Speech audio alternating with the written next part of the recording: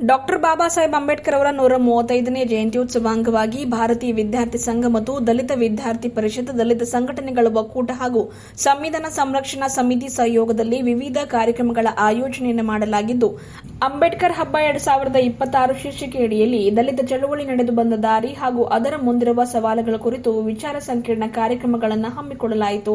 ಕಾರ್ಯಕ್ರಮದ ಉದ್ಘಾಟನೆಯನ್ನ ಪೂಜ್ಯ ಶ್ರೀ ಜ್ಞಾನಪ್ರಕಾಶ ಸ್ವಾಮೀಜಿ ಅವರು ಉರಿಲಿಂಗ ಪೆದ್ದಿಮಠ ಮೈಸೂರು ಇವರು ನೆರವೇರಿಸಿ ಮಾತನಾಡಿದರು.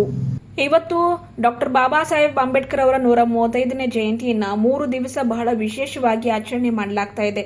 ಚಾಮರಾಜನಗರ ಮೀರಿಸುವಂತಹ ಆಚರಣೆ ಅಂಬೇಡ್ಕರ್ ಹಬ್ಬ ಇಲ್ಲಿ ಆಯೋಜನೆ ಮಾಡಿದ್ದು ವಿಶೇಷ ಸಂಗತಿಯಾಗಿದೆ ಎಂದರು. ಬಾಬಾ ಸಾಹೇಬರನ್ನ ಅವರ ವಿಚಾರಗಳನ್ನ ಜೀವಂತವಾಗಿಡಲು, ಅವರು ಮಾಡಿದ ಕ್ರಾಂತಿ ಜೀವಂತವಾಗಿಡಲು ಏನ್ ಮಾಡಬೇಕು ಎನ್ನುವ ವಿಚಾರ ಬಹಳ ಗಂಭೀರವಾದದ್ದು.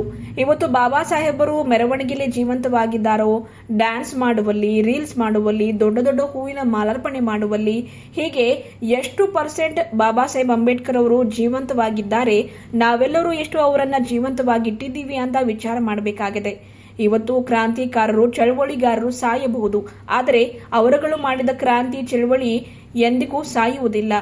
ಅದರಂತೆ ಅಂಬೇಡ್ಕರ್ ಅವರು ನಾಯಕತ್ವದ ಗುಣವನ್ನ, ವಿಚಾರಧಾರೆಗಳನ್ನ, ಅವರು ಸಾರಿದ ಸಿದ್ಧಾಂತಗಳನ್ನು ಅನುಸರಿಸುವ ಮೂಲಕ, ಪಾಲಿಸುವ ಮೂಲಕ, ಜನರಲ್ಲಿ ಅದರ ಬಗ್ಗೆ ಜಾಗೃತಿ, ಅರಿವು ಮೂಡಿಸುವ ಮೂಲಕ ಅವರನ್ನ ಜೀವಂತವಾಗಿಡಬಹುದಾಗಿದೆ ಎಂದು ತಿಳಿಸಿದರು. ಅಂಬೇಡ್ಕರ್ ಅವರ ಜ್ಞಾನದ ಕಾರಣಕ್ಕೆ ಎಲ್ಲವೂ ಇವತ್ತು ದೇಶದಲ್ಲಿ ಸುಸೂತ್ರವಾಗಿ ನಡೀತಾ ಇದೆ, ಕಾನೂನುಬದ್ಧವಾಗಿ ನಡೀತಾ ಇದೆ. ಬಾಬಾ ಸಾಹೇಬ್ ಅಂಬೇಡ್ಕರ್ ಅವರು ಶೀಲವಂತ, ಸಂಸ್ಕಾರವಂತರಾಗಿದ್ರು. ಅದಕ್ಕೆ ಉದಾಹರಣೆ, ಲಂಡನ್ ನಲ್ಲಿ ಅವರು ಇದ್ದಾಗ ಅವರಿಗೆ ಕಫ ಆದಾಗ, ಅದು ಕಡಿಮೆ ಆಗದೆ ಇದ್ದಾಗ ಡಾಕ್ಟರ್ ಅವರು ಸ್ವಲ್ಪ ವಿಸ್ಕಿ ಕುಡೀರಿ, ಕಡಿಮೆ ಆಗುತ್ತೆ ಅಂತ ಸಲಹೆ ನೀಡಿದ್ರು. ಆದ್ರೆ ನಮ್ಮ ಸಮುದಾಯದ ಜನ ಈಗಾಗಲೇ ಕುಡಿದು ಹಾಳಾಗ್ತಾ ಇದ್ದಾರೆ. ನಮ್ಮ ಸಮುದಾಯದ ಜನರ ಅಭಿವೃದ್ಧಿ, ಜಾಗೃತಿ ಮಾಡುವುದು ನನ್ನ ಮೇಲೆ ದೊಡ್ಡ ಜವಾಬ್ದಾರಿ ಇದೆ ಎಂದು ಡಾಕ್ಟರ್ ಬಾಬಾ ಸಾಹೇಬ್ ಅಂಬೇಡ್ಕರ್ ಅವರು ದೊಡ್ಡ ನಿಲುವು ಹೊಂದಿದ್ದರು ಎಂದು ಸ್ಮರಿಸಿದರು. ಇದೇ ಕಾರ್ಯಕ್ರಮದಲ್ಲಿ ದಲಿತ ಸಂಘರ್ಷ ಸಮಿತಿ ಅಂಬೇಡ್ಕರ್ ವಾದ ರಾಜ್ಯ ಪ್ರಧಾನ ಸಂಚಾಲಕರು ಮಾವಳಿ ಶಂಕರ್ ಹಾಗೂ ದಲಿತ ಸೇನೆ ರಾಜ್ಯಾಧ್ಯಕ್ಷರು, ವಕೀಲರು ಹನುಮಂತ ಜಿ ಯಳಸಂಗಿ ಅವರು ದಲಿತ ಚಳವಳಿ ನಡೆದು ಬಂದ ದಾರಿ ಹಾಗೂ ಅವರ ಮುಂದಿರುವ ಸವಾಲುಗಳ ಕುರಿತು ವಿಚಾರ ಸಂಕಿರಣ ನಡೆಸಿಕೊಟ್ಟರು. ಕಾರ್ಯಕ್ರಮದಲ್ಲಿ ವೇದಿಕೆ ಮೇಲೆ ದಿವ್ಯ ಸಾನ್ನಿಧ್ಯವನ್ನ ಪೂಜ್ಯ ಬಿಕ್ಕು ಸಂಘ ಇವರು ವಹಿಸಿದ್ರು. ಕಾರ್ಯಕ್ರಮದಲ್ಲಿ ಪ್ರಾಸ್ತಾವಿಕ ನುಡಿಯನ್ನ ದಲಿತ ಹಿರಿಯ ಮುಖಂಡರು ಅನಿಲ್ ಕುಮಾರ್ ಬೆಲ್ದಾರ್ ಅವರು ಮಾಡಿದರೆ, ಅಧ್ಯಕ್ಷೀಯ ಭಾಷಣವನ್ನ ಬಾಬುರಾವ್ ಪಾಸ್ವಾನ್ ಜಿಲ್ಲಾ ಸಂಚಾಲಕರು ದಲಿತ ಸಂಘರ್ಷ ಸಮಿತಿ ಇವರು ಮಾಡಿದರು. ಕಾರ್ಯಕ್ರಮ ಉದ್ದೇಶಿಸಿ ದಲಿತ ಸಂಘರ್ಷ ಸಮಿತಿ ಅಂಬೇಡ್ಕರ್ ವಾದ ರಾಜ್ಯ ಸಂಘಟನಾ ಸಂಚಾಲಕರಾದ ರಮೇಶ್ ಡಾಕುಳಗಿ ಮಾತನಾಡಿದರು. ವೇದಿಕೆಯ ಮೇಲೆ ಬಕ್ಕಪ್ಪ ದಂಡಿನ್, ಶ್ರೀಪತ್ರಾವ್ ದಿನೇ ಜಿಲ್ಲಾಧ್ಯಕ್ಷರು, ದಲಿತ ಸೇನೆ ಬೀದರ್, ಶಿವಕುಮಾರ್ ನೀಲಕಟ್ಟಿ ಜಿಲ್ಲಾ ಸಂಚಾಲಕರು, ದಲಿತ ಸಂಘರ್ಷ ಸಮಿತಿ ಬೀದರ್, ಅಂಬಾದಾಸ್ ಗಾಯಕ್ವಾಡ್ ಜಿಲ್ಲಾಧ್ಯಕ್ಷರು, ದಲಿತ ರಕ್ಷಣಾ ವೇದಿಕೆ ಬೀದರ್, ರಾಜ್ಕುಮಾರ್ ಬನ್ನೇರ್, ಕಲ್ಯಾಣರಾವ್ ಭೋಸ್ಲೆ, ಶಾಲಿವಾನ್ ಬಡಿಗೇರ್, ಬಾಬುರಾವ್ ಮಿಠಾರೆ, ಚಂದ್ರಕಾಂತ್ ನಿರಾಟೆ, ಮಾರುತಿ ಕಂಟಿ, ಸುನೀಲ್ ಸಂಗಮ್, ರಮೇಶ್ ಮಂದಕನಹಳ್ಳಿ ಸೇರಿದಂತೆ ಇನ್ನಿತರರು ಇದ್ದರು. ಅವಿನಾಶ್ ದಿನೇ ಸ್ವಾಗತಿಸಿದರೆ, ಪ್ರದೀಪ್ ನಾಟಕರ ಸಂಚಾಲನೆ ಮಾಡಿದರು. ವಂದನಾರ್ಪಣೆಯನ್ನ ಸಾಯಿ ಶಿಂದೆ ಸಲ್ಲಿಸಿದರು. ಬಾಬಾ ಸಾಹೇಬ್ ಅಂಬೇಡ್ಕರ್ ಅವರ 135ನೇ ಜಯಂತಿಯಲ್ಲಿ ಬೀದರ್ ಜಿಲ್ಲೆಯಲ್ಲಿ 10, 11, 12, 13, 14 ವಿಶೇಷವಾಗಿ ಬಹಳ ದೊಡ್ಡ ಜಯಂತಿ ಮಹೋತ್ಸವ ಇಲ್ಲಿ ನಡೆಯುತ್ತೆ. ಈ ಬೀದರಲ್ಲಿ ಸ್ಟಾರ್ಟ್ ಆದರೆ ಚಾಮರಾಜನಗರ, ಮೈಸೂರು ಗಂಟ ಅದು ಎಂಡ್ ಆಗುತ್ತೆ, ಎಲ್ಲ ಕಡೆಯಲ್ಲೂ ಸ್ಟಾರ್ಟ್ ಆಗ್ತದೆ. ಆದರೆ ನಾವು ತೆಗೆದುಕೊಳ್ಳೋ ನಿರ್ಧಾರ ಭಾಳ ಸ್ಪಷ್ಟವಾಗಿರಬೇಕು, ಅದು ಗಂಭೀರವಾಗೂ ಇರಬೇಕು, ಅದು 100 ವರ್ಷದ ಆಲೋಚನೆ ಉಳ್ಳಂಥದ್ದಾಗಿರಬೇಕು. ಅದನ್ನು ಹೇಗೆ ಮಾಡಬೇಕು ಅನ್ನೋದಕ್ಕೋಸ್ಕರನೇ ಈ ಹೋರಾಟಗಳು, ದಲಿತ ಸಂಘಟನೆಗಳು, ಸಂವಿಧಾನ ಸಂರಕ್ಷಣಾ ಸಮಿತಿ, ಏನು ದಲಿತ ಒಕ್ಕೂಟಗಳು, ವಿದ್ಯಾರ್ಥಿ ಒಕ್ಕೂಟಗಳು ಇವೆಲ್ಲ ಸೇರಿಕೊಂಡು ಅಂಬೇಡ್ಕರ್ ಜಯಂತಿ ಮೊದಲೇ ಸ್ಟಾರ್ಟ್ ಮಾಡೋಣ ಅಂತೇಳಿ ಈಗಾಗಲೇ 10ರಿಂದ ಸ್ಟಾರ್ಟ್ ಆಗಿದೆ, ಎಲ್ಲ ಕಡೆ ಇಡೀ ರಾಜ್ಯದಲ್ಲಿ ಸ್ಟಾರ್ಟ್ ಆಗಿದೆ. ವಿಶೇಷವಾಗಿ ನಮ್ಮೆಲ್ಲ ಹಿರಿಯರು, ನಮ್ಮ ಹೋರಾಟಗಾರರು ಎಲ್ಲ ವೇದಿಕೆ ಮೇಲಿದ್ದಾರೆ. ಬೀದರ್ ಜಿಲ್ಲೆ ಮತ್ತು ನಮ್ಮ ಗುಲ್ಬರ್ಗ, ಕಲಬುರಗಿ ಜಿಲ್ಲೆ, ಮಾವಳ್ಳಿ ಶಂಕರ್ ಅವರೆಲ್ಲರೂ ಭಾಳ ವಿಶೇಷವಾಗಿ ನಿಮ್ಮನ್ನೆಲ್ಲ ಕುರಿತು ಮಾತಾಡಿದ್ದಾರೆ. ನಾವು ಬಾಬಾ ಸಾಹೇಬರನ್ನ ಜೀವಂತ ಇಡಬೇಕಾದ್ರೆ, ಬಾಬಾ ಸಾಹೇಬರ ವಿಚಾರವನ್ನು ಜೀವಂತ ಇಡಬೇಕಾದ್ರೆ, ಬಾಬಾ ಸಾಹೇಬರ ಹೋರಾಟವನ್ನು ಜೀವಂತ ಇಡಬೇಕಾದ್ರೆ ಏನು ಮಾಡಬೇಕು, ಅದು ಬಹಳ ಗಂಭೀರವಾಗಿರ್ತಕ್ಕಂಥ ವಿಷಯ. ಹಾಗಾಗಿ ಬಾಬಾ ಸಾಹೇಬರು ಬೀದರಲ್ಲಿ ಜೀವಂತ ಇದ್ದಾರೆ. ಬಾಬಾ ಸಾಹೇಬರು ಜೀವಂತ ಇದ್ದಾರೆ ಅಂದರೆ ಸಾಕ್ಷಿ ಏನು? ಏನು ಸಾಕ್ಷಿ? ಅದನ್ನು ಕಂಡುಹಿಡ್ಕೋಬೇಕು ನಾವು. ಬಾಬಾ ಸಾಹೇಬರು ಬೀದರಲ್ಲಿ ಜೀವಂತ ಇದ್ದಾರೆ ಅಂದರೆ ಸಾಕ್ಷಿ ಬೇಕು ನಮ್ಗೆ. ಎಷ್ಟು % ಜೀವಂತ ಇದ್ದಾರೆ? ಮೆರವಣಿಗೆಯಲ್ಲಿ ಜೀವಂತ ಇದ್ದಾರೆ ಸ್ವಾಮೀಜಿ, ಬೀಚ್ಗಳಲ್ಲಿ ಜೀವಂತ ಇದ್ದಾರೆ ಸ್ವಾಮೀಜಿ, ಡ್ಯಾನ್ಸ್ ಮಾಡೋದ್ರ ಮುಖಾಂತರ ಜೀವಂತ ಇದ್ದಾರೆ ಸ್ವಾಮೀಜಿ, ಡ್ರಿಂಕ್ಸ್ ಮಾಡೋದ್ರ ಮುಖಾಂತರ ಜೀವಂತ ಇದ್ದಾರೆ ಸ್ವಾಮೀಜಿ, ಪುತ್ಥಳಿಗಳಿಗೆ ಮಾಲಾರ್ಪಣೆ ಮಾಡಿದ್ರೆ ಜೀವಂತ ಇರ್ತಾರೆ ಸ್ವಾಮೀಜಿ. ಎಷ್ಟು % ನಾವು ಜೀವಂತ ಇಡ್ತೀವಿ? ಇದನ್ನ ಅತ್ಯಂತ ಗಂಭೀರವಾಗಿ ಆಲೋಚನೆ ಮಾಡಬೇಕು ನಾವು. ಬಾಬಾ ಸಾಹೇಬ್ರನ್ನ ಜೀವಂತ ಇಡ್ತಕ್ಕಂತಹ ಎಷ್ಟು % ನಾವು ಜೀವಂತ ಇಡ್ತೀವಿ ಅಂದರೆ, ನಾವು ಬಾಬಾ ಸಾಹೇಬ್ರು ಹೇಳಿದ ದಾರಿಯಲ್ಲಿ ಇದ್ದೀವ ನಾವು? ಅವ್ರು ಹೇಳಿದ್ದೇನು, ನಾವು ಮಾಡಿದ್ದೇನು? ಅವ್ರು ಹೇಳಿದಂಥ ದಾರಿ ಯಾವುದು? ನಾವು ಹೊರಟಿರೋ ದಾರಿ ಯಾವುದು? ಏನು ಮಾಡಬೇಕಾಗಿತ್ತು ನಾವು? ಏನು ಮಾಡಿದ್ದೀವಿ? ಅದಕ್ಕೆ ಸುದೀರ್ಘವಾಗಿ ಭಾಷಣವನ್ನು ನಮ್ಮ ಮಾವಳ್ಳಿ ಶಂಕರ್ ಹಿರಿಯವರು ಮಾತಾಡಿದ್ದಾರೆ. ನೋಡಿ, ಯಾವತ್ತೂ ಹೋರಾಟಗಾರರು ಸಾಯ್ತಾರೆ, ಹೋರಾಟಗಾರರು ಸಾಯ್ತಾರೆ, ಆದರೆ ಹೋರಾಟ ಎಂದೂ ಸಾಯೋದಿಲ್ಲ, ಯಾವತ್ತೂ ಸಾಯೋದಿಲ್ಲ. ಚಳುವಳಿಗಳು ನಿರಂತರವಾಗಿರ್ತವೆ. ಚಳುವಳಿ ಕಟ್ಟಿದವ್ರು ಸಾಯ್ತಾರೆ, ಚಳುವಳಿ ಕಟ್ಟಿದವ್ರು ಬರ್ತಾರೆ, ಹೋಗ್ತಾರೆ. 25 ವರ್ಷಗಳ ನಮ್ಮ ಹೋರಾಟ 2001ರಲ್ಲಿ ಪ್ರಾರಂಭ ಮಾಡಿದ ನಾವು ಎಲ್ಲರ ಜೊತೆಯಲ್ಲೂ ಇದ್ದೇವೆ. ಈ ರಾಜ್ಯದಲ್ಲಿ ಎಷ್ಟು ಸಂಘಟನೆ ಇದೆಯೋ ಅಷ್ಟು ಸಂಘಟನೆ ಜೊತೆಯಲ್ಲಿ ನಾವಿದ್ದೇವೆ. ಆದರೆ ನನಗೆ ಗೊತ್ತಿರ್ತಕ್ಕಂಥದ್ದು ಏನಿವತ್ತು ಒಳ್ಳೆ ವಿಷಯವನ್ನು ಮಂಡಿಸಿದ್ದಾರೆ ಬೀದರ್ನಲ್ಲಿ, ಒಂದು ಮಾತನ್ನ ಬಹಳ ಸ್ಪಷ್ಟವಾಗಿ ಈ ಒಂದು ವೇದಿಕೆ ಮುಖಾಂತರ ತಿಳ್ಕೊಬೇಕು ನಾವು. ಏನದು ಅಂದ್ರೆ, ಚೂರಿ ಹಿಂದೆ ಹೋಗು, ಚಾಕು ಹಿಂದೆ ಹೋಗು, ಚಮಚಗಳ ಹಿಂದೆ ಮಾತ್ರ ಯಾವತ್ತು ಹೋಗಬಾರದು ಅಂತಕ್ಕಂಥ ಒಂದು ಬೀಜ ಇರೋದು. ನಾಳೆ 1 ಕೋಟಿ 10 ಕೋಟಿನ ಸರ್? ಅಂಬೇಡ್ಕರ್ ಜ್ಞಾನದ ಕಾರಣಕ್ಕೆ ಜಗತ್ತು ಹೆಲ್ಪ್ ಮಾಡ್ತಾ ಇದೆ. ಎರಡನೇದು, ಅಂಬೇಡ್ಕರ್ ಅಂತ ಶೀಲವಂತ. ಎಂಥ ಶೀಲವಂತ ಅಂದ್ರೆ ಬಾಬಾ ಸಾಹೇಬರು ಲಂಡನ್ನಲ್ಲಿ ಕೆಮ್ಮು ಬಂದ್ರು ಅವ್ರು ಡಾಕ್ಟರ್ ಹೇಳ್ತಾರೆ, ಗೋಲಿಯಿಂದ ಟಾನಿಕ್ಕಿಂದ ಹೋಗಲ್ರಿ ಸಾಹೇಬ್, you will take some whisky ಅಂತ ಹೇಳ್ತಾರೆ. ನೀವು ಸ್ವಲ್ಪ ತಗೊಂಡಾಗ, ನನ್ನ ಜನ ಶತಮಾನದಿಂದ ಕುಡಿದು ನಾಯಿಗಳ ತರ ಮೋರಿಲ್ ಬಿದ್ದು ಸತ್ತೋಗಿದ್ದಾರೆ, ನಾನೆಲ್ಲಾರು ಒಂಚೂರು ಟಚ್ ಮಾಡಿದೆ ಅಂತ ಗೊತ್ತಾಗ್ಬಿಟ್ರೆ ಎಷ್ಟು ಜನ ಸತ್ತೋಯ್ತಾರೋ, I don't touch to the wine, ಯಾವುದೇ ಕಾರಣಕ್ಕೂ ಮುಟ್ಟಲ್ಲ ಅಂತ ಹೇಳಿದಂತ ಮಹಾದೊಡ್ಡ ಶೀಲೆ ಅಂತ ಕೆಲಸ ಮಾಡ್ಕೋತ ನಾವು ನೋಡ್ತಾ ಇದ್ದೀವಿ. ನಮ್ಗೆ ಯಾವಾಗ ಟೈಮ್ ಸಿಕ್ಕಾಗ ನಾವು ಪೂಜ್ಯ ಜ್ಞಾನಪ್ರಕಾಶ್ ಸ್ವಾಮಿ ಸರ್ ಗುರುಗಳ ಜೊತೆಗೆ ನಾವು ಮಾತಾಡ್ಕೊಂತಿರ್ತೀವಿ. ಹೇಳ್ತಿದ್ದೀನಿ, ನಮ್ಮ ಗುರುಬರ್ಗಳು ಯಾವ ಥರ ದಾರಿ ತಪ್ಪಿಕೊಳ್ತದೋ, ಯಾವ ರೀತಿ ಇರಲಿ, ನಾವು ಯಂಗ್ ಟೀಮ್ಗೆ ದಾರಿ ತಪ್ಪಿಸುವಂಥ ಕೆಲಸ ಸೀನಿಯರ್ ಆಗಿ ಬೆಳೆದಂಥ ಜನಗಳು ಯಾವ ರೀತಿ ನಮಗೆ ಬಗ್ದು ಬಿಡುವಂಥ ಕೆಲಸ ಮಾಡ್ಕೊತಾರೆ ಅನ್ನೋದ್ರ ಬಗ್ಗೆ ನಾವು ಚರ್ಚೆ ಮಾಡ್ಕೊತಿದ್ದೀವಿ. ಫೇಸ್ಬುಕ್, ವಾಟ್ಸಪ್ ಆ ಕಡೆ ಬರ್ಕೊತಿದ್ದೀವಿ. ಈಗ ಆಳುವ ಸರ್ಕಾರಕ್ಕೆ ಕೇಳಬೇಕಾದಂಥ ಸಂಘಟನೆಗಳು, ನೀವೆಲ್ಲರೂ ಒಂದೊಂದು ಪಕ್ಷಗಳ ನಾಯಕರುಗಳಲ್ಲಿ ಏನಪ್ಪ ಅಂದ್ರೆ ಫಾಲೋವರ್ ಆಗಿ ಕೆಲಸ ಮಾಡೋ ಸಂಘಟನೆ ಗಟ್ಟಿ ಧ್ವನಿ ಎತ್ತಲಿಕ್ಕೆ ಎಲ್ಲಿ ಸಾಧ್ಯ ಆಗ್ತದೆ? ನಮ್ಗೆ ಇಲ್ಲದ ಶಕ್ತಿ ಇಲ್ಲಲ್ಲಿ. ಈ ಇಷ್ಟೆಲ್ಲ ಬೆಳೆದಂಥದ್ದು ಶಂಕರ್ ಮಾವಳ ಸರ್ ಆಗಿರ್ಬೋದು, DG ಸಾಗರ್ ಅಂತವ್ರು ಆಗಿರ್ಬೋದು, ಬೇರೆ ಶ್ರೀಧರ್ ಕಲ್ಲೂರಿ ಸರ್ ಅಂತವ್ರು, ರಾಜ್ಯ ಮಟ್ಟದಲ್ಲಿ ಬೆಳೆದಂಥ ನಾಯಕರುಗಳು, ನೀವು ಯಾವುದೋ ಒಂದು ರಸ್ತೆ ಮಾಡಿ CM ಬರ್ತಾನಂತಂದಾಗ ಈ ದಲಿತ ಸಂಘರ್ಷ ಸಮಿತಿ ನಾಯಕರು ನಿಂತಿದ್ರಿಂದ CM ಇಳಿದು ಬಂದು ನೀವು ಮಾತಾಡಿಸೋಂಥ ಕೆಪಾಸಿಟಿ ನಿಮ್ಮ ಹತ್ರ. ನೀವು ಎಲ್ಲಿಗೆ ಬಂದುಬಿಟ್ರಂದ್ರೆ ಯಾವ ಸರ್ಕಾರದ ವಿರುದ್ಧ ನಾವು ಧ್ವನಿ ಎತ್ತಿದ್ದೀವಿ, ಯಾವ ಬಾಬಾ ಸಾಹೇಬ್ ಅಂಬೇಡ್ಕರ್ ವಿರುದ್ಧ ಏನಪ್ಪ ಅಂದ್ರೆ ಬಾಬಾ ಸಾಹೇಬ್ ಅಂಬೇಡ್ಕರ್ ಜೀವಂತ ಕಾಲದ ಪ್ರತಿ ಹಂತಂತಂದ್ರೆ ಬಾಬಾ ಸಾಹೇಬ್ ಅಂಬೇಡ್ಕರ್ಗೆ ಶೋಷಣೆ ಮಾಡಿದಂಥ ಕಾಂಗ್ರೆಸ್ ಪಕ್ಷದ ಪರವಾಗಿ ನಿಂತು ನೀವು ಆ ಕಾಂಗ್ರೆಸ್ ಪಕ್ಷದಲ್ಲಿ ನಿಂತು ನಾಯಕರುಗಳಲ್ಲಿ ನಮ್ಮ CM ಆಗಬೇಕು, ದಲಿತ CMಗಳು ಮಾಡಬೇಕು ಅಂತ ಬೀದಿ ಕೇಳಿದ್ರಿ. ಆ ಕಾಂಗ್ರೆಸ್ನಾಗಿದ್ದಂಥ ದಲಿತ CMಗಳು ನಿಮ್ಗೆ ಯಾವ ದಲಿತ CM ಅಂತ ಮಾಡಬೇಕು, ನಿಮ್ಗೆ ಯಾವ ರೈಟ್ಸ್ ಕೊಟ್ಟದು? ಭಾಳ ಚಿಂತೆ, ಭಾಳ ನಾವು ನೋಡ್ಬೇಕಾಗ್ತದೆ ರೀ, ತ್ರಾಸ ಆಗ್ತದೆ ನಮ್ಗೆ. ಶಂಕರ್ ಮಾವಳ ಸರ್ ಧ್ವನಿ ಎತ್ತಿದ್ರಿ ನೀವೆಲ್ಲ ಅಲ್ಲಿ ಬೆಂಗಳೂರಿನಾಗ. ದಲಿತ ಸಿ ಎಂ ಆಗ್ಬೇಕಂತ ನೀವೇನು ಹೇಳಿದ್ರಿ? ಅಲ್ಲಿದ್ದಂಥ ಕಾಂಗ್ರೆಸ್ ಒಳಗಿದ್ದಂಥ ದಲಿತ ಎಮ್ ಎಲ್ ಎಗಳು ಮಂತ್ರಿಗಳು ನಿಮಗೆ ಯಾವ ಹೇಳೋದು? ಬೀದಿ ಮ್ಯಾಗ ನಿಂತು ದಲಿತ ಸಿ ಎಂ ಮಾಡ್ತಾರೆ, ಯಾವ ಇದು ಮಾಡ್ತಾರೆ? ನಮಗೆ ಸಿ ಎಂ ಮಾಡ್ತಾರಂದ್ರೆ ನಮ್ಮ ಹೈಕಮಾಂಡ್ ಸಿ ಎಂ ಮಾಡ್ತದೆ, ನೀವು ಅವ್ರದ್ದು ದಲಿತ ರೋಡ್ ಮೇಲೆ ನಿಂತು ಸಿ ಎಂ ಮಾಡ್ಬೇಕಂತ ಅಷ್ಟೊಂದು ಮಾನ ಬರೋದು ಕಳ್ಕೊಂಡು ನಮ್ಮ ಸಿ ಎಂ ಅಂತ ಮಾಡ್ಬೇಕಲ್ಲಿ. ಇದ್ರ ಬಗ್ಗೆ ಧ್ವನಿಗಳು ಇಲ್ಲ ಈಗ. SCP and TSP ಇದ್ರೊಳಗೆ ರಮೇಶ ಸಾವಿರಾರು ಕೋಟಿ ರೂಪಾಯಿ ಲೂಟಿ ಮಾಡಕತ್ರಿ SCP and TSP ಒಳಗೆ.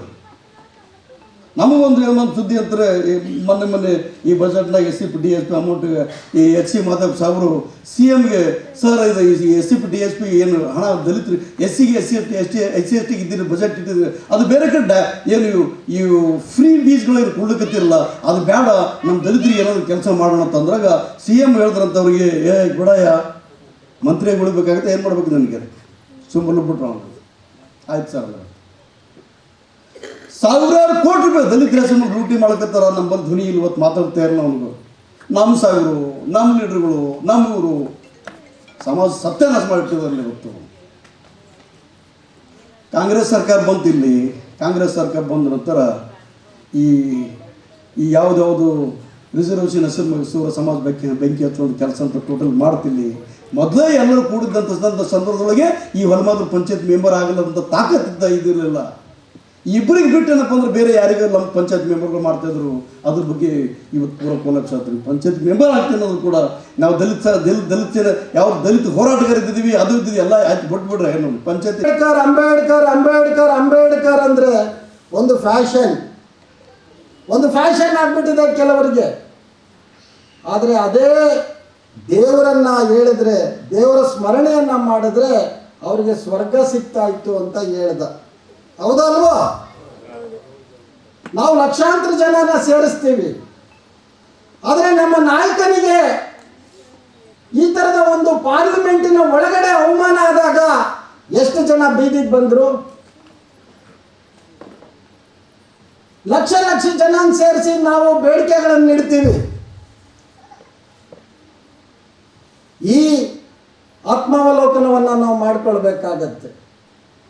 ನಮ್ಮ ಅಪ್ಪತ್ತಾಯಿಗಳಿಗೆ ನಾವು ಹೋರಾಟ ಮಾಡುವಂಥದ್ದು ಅದು ತಪ್ಪಲ್ಲ.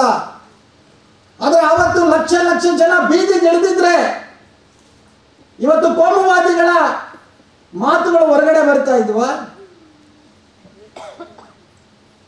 ಇದನ್ನು ಕೂಡ ಸೂಕ್ಷ್ಮವಾಗಿ ನಾವು ಅರ್ಥ ಮಾಡಿಕೊಳ್ಬೇಕು. ದಲಿತ ಚಳವಳಿ ಅದು ಆಕಾಶದಿಂದ ಉದುರಿಲ್ಲ ಅಥವಾ ಶೂನ್ಯದಿಂದ ಏನಾದರೂ ಉದ್ಭವ ಆಗಿಲ್ಲ. ಅದರ ಹಿಂದೆ ಅನೇಕ ತ್ಯಾಗ ಇದೆ, ರಕ್ತಸಿಕ್ತವಾದ ಚರಿತ್ರೆ ಇದೆ. ಬಾಬಾ ಸಾಹೇಬರ ಬಹುದೊಡ್ಡ ಸೈದ್ಧಾಂತಿಕ ಶಕ್ತಿ ಇದೆ. ಇವತ್ತು ಯಾರು ನಾವು ಮಹಾತ್ಮ ಜ್ಯೋತಿಬಾ ಫುಲೆ ಅವರ ನೆನಪು ಮಾಡಿಕೊಳ್ತಾ ಇದ್ದೀವಿ, ಆ ಮಹಾನ್ ವ್ಯಕ್ತಿಯ ಒಂದು ವಿಚಾರಧಾರೆ ದಲಿತ ಚಳವಳಿಗಿದೆ. ಹಾಗಾಗಿ ನಾವು ಯಾವುದೇ ಚಳವಳಿಯ ಬಗ್ಗೆ ನಾವು ಮಾತನಾಡುವಾಗ, ಗಂಭೀರವಾದ ಆರೋಪಗಳನ್ನು ಮಾಡುವಾಗ ಅದಕ್ಕೆ ಒಂದು ಸ್ಪಷ್ಟವಾದಂತಹ ಒಂದು ಹಿನ್ನೆಲೆ ಇಟ್ಕೊಂಡು ನಾವು ಮಾತಾಡಬೇಕಾಗುತ್ತೆ. ಕೃಷ್ಣಪ್ಪನವರು ಒಂದು ಕಾಲೇಜಿನ ಪ್ರೊಫೆಸರು, ಕೈ ತುಂಬ ಸಂಬಳ, ಮುದ್ದಾದ ಮಡದಿ ಮಕ್ಕಳು. ಆದರೆ ಯಾಕೆ ಇಡೀ ರಾಜ್ಯವನ್ನು ಸುತ್ತಿದ್ರು? ಪೇಪರ್ ಹಾಸ್ಕೊಂಡು BTS ಬಸ್ ಸ್ಟ್ಯಾಂಡ್ಗಳಲ್ಲಿ ಮಲಗಿದ್ರು, ಹಳ್ಳಿಗಳಲ್ಲಿ ತಿರುಗಿದ್ರು. ಏನೋ ಒಂದು ಚಳವಳಿಯನ್ನು ಸಾರಾಸಗಟಾಗಿ ನಾವು ತಿರಸ್ಕಾರ ಮಾಡೋಕ್ಕಾಗೋದಿಲ್ಲ. ಯಾವುದೇ ಚಳವಳಿ ಅನೇಕ ಏಳು ಬೀಳುಗಳ ನಡುವೆ ಹೋಗ್ತಾ ಇರುತ್ತೆ. ಅದು ಸುಮಾರು 1 ವರ್ಷಗಳ ಸುದೀರ್ಘ ಹೋರಾಟ, ಸಿದ್ಲಿಪುರ ಭೂ ಹೋರಾಟ. ಬಸವಲಿಂಗಪ್ಪನವರು ಶಿವಮೊಗ್ಗಗೆ ಸನ್ಮಾನ ಮಾಡ್ಕೊಳ್ಳೋಕೆ ಬಂದಾಗ ದಲಿತ ಸಂಘರ್ಷ ಸಮಿತಿ ಕಾರ್ಯಕರ್ತರು ಕಪ್ಪು ಬಾವುಟ ಪ್ರದರ್ಶನ ಮಾಡ್ತೀವಿ ನೀವು ಬಂದರೆ. ನಾವು 1 ತಿಂಗಳಿಂದ ನಮ್ಮ ಹೋರಾಟ ನಡೀತಾ ಇದೆ. 100 ಎಕರೆ ಭೂಮಿಯನ್ನ ಭೂಮಾಲೀಕ ಹಾಕೊಂಡಿದ್ದಾನೆ, ಆ ಭೂಮಿ ನಮಗೆ ದಕ್ಕಬೇಕು ಅಂತ ಹೋರಾಟವನ್ನ ದಲಿತ ಸಂಘರ್ಷ ಸಮಿತಿ ಸಿದ್ಲಿಪುರದಲ್ಲಿ ಮಾಡ್ತಾ ಇತ್ತು. ಬಸವಲಿಂಗ ನಡೆದು ಬಂದ ದಾರಿ ಮತ್ತು ಮುಂದಿರ್ತಕ್ಕಂಥ ಸವಾಲುಗಳು. ಇವತ್ತು ಕರ್ನಾಟಕದಲ್ಲಿ ಸಂಕ್ಷಿಪ್ತವಾಗಿ ಹೇಳ್ಬಿಡ್ತೀನಿ, ಟೈಮ್ ಆಗಿಬಿಟ್ಟಿದೆ. ದಲಿತ ಚಳವಳಿ ಇತಿಹಾಸದ ಬಗ್ಗೆ ಮಾತನಾಡಲಿಕ್ಕೆ ಸುಮಾರು 50 ವರ್ಷಗಳ ಕಾಲ ತನ್ನ ಜೀವನವನ್ನೇ ಚಳವಳಿನಲ್ಲಿ ಮುಡುಪಾಗಿಟ್ಟಿರ್ತಕ್ಕಂಥ ಮಾವಳಿ ಶಂಕರ್ ಅವರು ಬಂದಿದ್ದಾರೆ. ಅವರು ಸಮಗ್ರವಾಗಿ ಮಾತಾಡ್ತಾರೆ. ಅವರೆಲ್ಲ professor B Krishnappa, Devanuru Madev, doctor ಸಿದ್ಲಿಂಗಯ್ಯನ ಅವರೆಲ್ಲ ಗರಡಿನಲ್ಲಿ ಬೆಳೆದಿರ್ತಕ್ಕಂಥ ನಾಯಕರು. ಇನ್ನೂ ಅನೇಕ ಜನ ನಮ್ಮ ಬೀದರ್ ಜಿಲ್ಲೆಯಲ್ಲಿ ಆ ಚಳವಳಿಗೋಸ್ಕರ ಜೀವವನ್ನೇ ಕೊಟ್ಟಿದ್ದಾರೆ.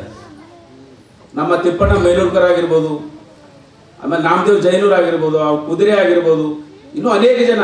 ನಮ್ಮದು ಹರಿಗೆ ಬುದ್ಧ ಮಂದಗ್ನಳ್ಳಿ ದಲಿತ ಸಂಘರ್ಷ ಸಮಿತಿ ಕಾರ್ಯಕ್ರಮಕ್ಕೆ ಹೋಗುವಾಗೆ ಟ್ರೈನಲ್ಲಿ ಬಿದ್ದು ಸತ್ತು ಜೀವ ಕೊಟ್ಟಿರ್ತಕ್ಕಂಥವ್ರು. ಇಂಥ ರಾಜ್ಯದಂಥ ಮೂಲೆ ಮೂಲೆಗಳಲ್ಲಿ ದಲಿತ ಚಳವಳಿ ಕಟ್ಟಲಿಕ್ಕೆ ತನ್ನದೇ ಆದಂಥ ಒಂದು ಜೀವವನ್ನ ಕೊಟ್ಟು ಈ ಚಳವಳಿಗೆ ಇವತ್ತು 50 ವರ್ಷ ಇಲ್ಲಿದೆ. ಇದರಲ್ಲಿ ಅನೇಕ ಭಿನ್ನತೆಗಳಿರ್ಬೋದು ಅಥವಾ ಬೇರೆ ಬೇರೆ ಗುಂಪುಗಳಲ್ಲಿ ಕೆಲಸ ಮಾಡೋದು ಆದರೂ ನಮ್ಮೆಲ್ಲರ ಆಶಯ ಒಂದೇ, ಈ ದೇಶದಲ್ಲಿ ಬಾಬಾ ಸಾಹೇಬ್ ಅಂಬೇಡ್ಕರ್ ಅವರ ಆಶಯವನ್ನು ನನಸು ಮಾಡತಕ್ಕಂಥ ಕೆಲಸ. ಇವತ್ತು ಅಂಬೇಡ್ಕರ್ ಕೇವಲ ನಾವು ಹೇಳ್ತಾ ಇದೀವಿ, ಇವತ್ತು ಅಂಬೇಡ್ಕರ್ ಅಂದ್ರೆ ಇಂಡಿಯಾದವರಿಗೆ ತಿಳಿತಾ ಇಲ್ಲ ಅಂತ. ಆ ಇಂಡಿಯಾದವ್ರು ಬಿಟ್ಟರೆ ಆದ್ರೆ 101 ಜಾತಿಗಳೇನು ಪರಿಶಿಷ್ಟ ಜಾತಿ ಪಟ್ಟಿನಲ್ಲಿದ್ರೆ ಇವರಿಗೇನೇನು ಅಂಬೇಡ್ಕರ್ ಅರ್ಥ ಆಗಿಲ್ಲ. ಇವರೇ ಅಂಬೇಡ್ಕರ್ ಕೊಟ್ಟಂತ ಮೀಸಲಾತಿ ಬೇಕು, ಆದ್ರೆ ಅಂಬೇಡ್ಕರ್ ವಿಚಾರಧಾರೆಗಳು ಅಂಬೇಡ್ಕರ್ ಅವರ ಇದನ್ನ ಅವ್ರಿಗೆ ಬೇಡ ಆದಂಥ ಸಂದರ್ಭ ಇವತ್ತು ಕರ್ನಾಟಕದಲ್ಲಿ ಒಂದು ಇದು ಆಗಿದೆ. ಇವತ್ತು ನಾವು ಯಾವುದಕ್ಕೋಸ್ಕರ ಹೋರಾಟ ಮಾಡಬೇಕು, ಇವತ್ತು ಅದನ್ನು ಬಿಟ್ಟು ಯಾವುದೋ ಅಲ್ಪ ಸ್ವಲ್ಪಗೋಸ್ಕರ ನಾವು ಇವತ್ತು ಕೈ ಒಡ್ಡಿರ್ತಕ್ಕಂಥ ಪರಿಸ್ಥಿತಿ ನಿಂತಿದೆ. ಇವತ್ತು ಹೇಳ್ತಾರೆ ಪ್ರೊಫೆಸರ್ ಬಿ ಕೃಷ್ಣ ದಲಿತ ಚಳವಳಿ ಕಟ್ಟಂತ ಸಂದರ್ಭದಲ್ಲಿ ಇವತ್ತು ಮೀಸಲಾತಿ ಎಂಬ ಕತ್ತಿ ನಮ್ಮ ನೆತ್ತಿಯ ಮೇಲೆ ತೂಗಾಡ್ತಾ ಇದೆ. ಅದ್ರ ಕೆಳಗಡೆ ಹೊಲೆ ಮಾಲಿಗರು ತಾ ಹೆಚ್ಚು ನಾ ಹೆಚ್ಚು ಅಂತ ಗುದ್ದಾಡಿ ಇವತ್ತು ಬೀದಿ ನಾಯಿಗಳಂತೆ ಬಂದು ನಿಂತಿದ್ದಾರೆ ಅಂತಕ್ಕಂಥದ್ದು ಒಂದು ಇವತ್ತು ಅದು ವಾಸ್ತವ ಆಗ್ತಾ ಇದೆ. ಹಾಗಾಗಿ ಸಮಗ್ರವಾಗಿ ಅಂಬೇಡ್ಕರ್ ಅವರು ಕಟ್ಟಿಕೊಟ್ಟಂತ ನಮ್ಮ ಸಂವಿಧಾನಿಕ ಹಕ್ಕುಗಳನ್ನ ನಾವು ಉಳಿಸಬೇಕಾಗಿದೆ.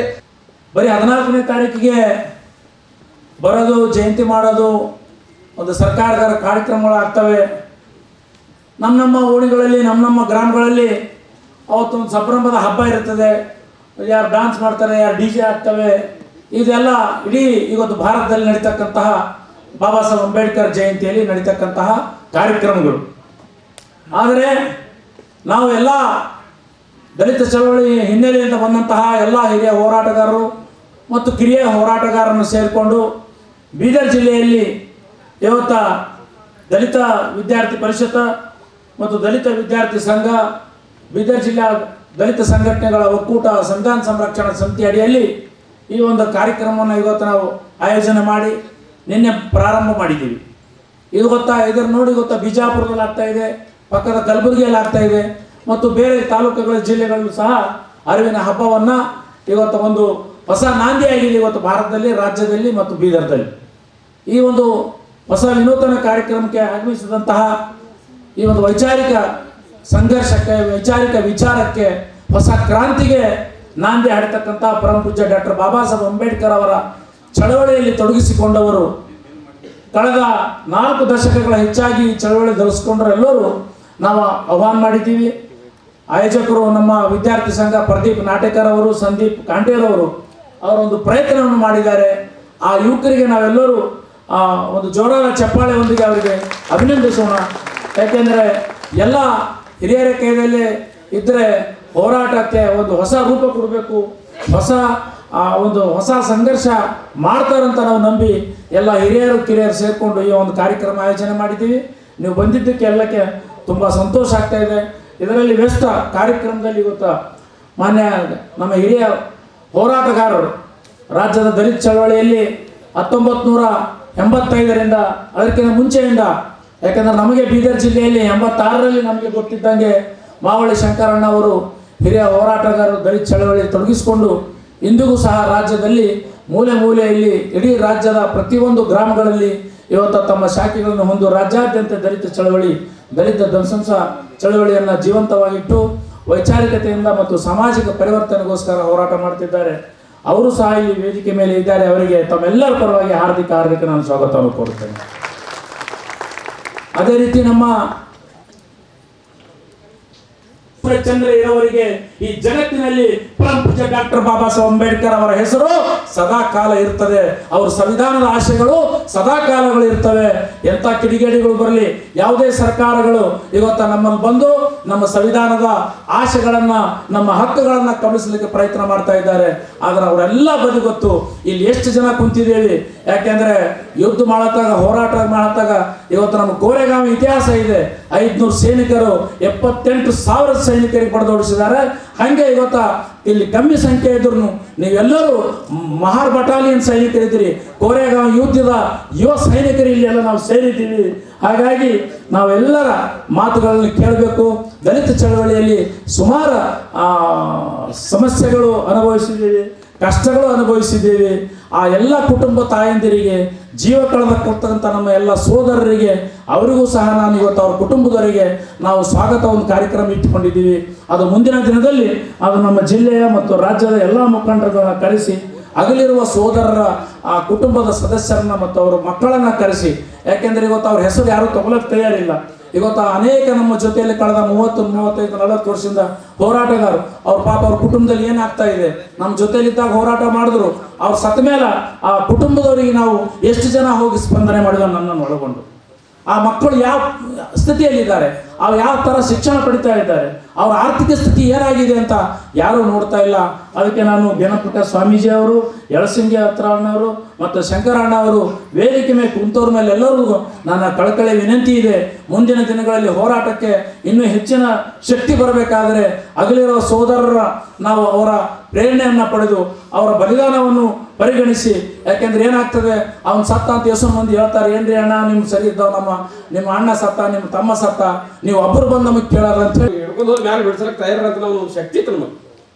ಏನು ನಮ್ಮ ಸಂಘಟನೆ ಇವತ್ತು ಅವರೇ ಎಂಪ್ಲಾಯೀಸ್ಗಳು ಮಾತಾಡ್ಬೇಕಿದ್ರೆ ಆಜು ನೋಡಿ ಮಾತಾಡ್ತಿದ್ರು. ನಮ್ಗೆ ಅವತ್ತು ಕೂಡ ನಮ್ಮ ಸರ್ಕಾರಿ ಎಂಪ್ಲಾಯಿಗಳು ಇವತ್ತು ರಿಟೈರ್ಡ್ ಆಗ ಅವತ್ತು ನಮ್ಗೆ ಅನ್ನ ಹಾಕಿದ್ದಾರೆ, ನೀರು ಕೊಟ್ಟಿದ್ದಾರೆ. ಅದು ಡಿ ಗ್ರೂಪ್ ನೌಕರು ಹಿಡ್ಕೊಂಡು ಕ್ಲಾಸ್ ಲಾಸ್ಟ್ ದೊಡ್ಡ ಹುದ್ದೆದ್ರು ನಮ್ಮಲ್ಲಿ ಬಂದೇನೋ.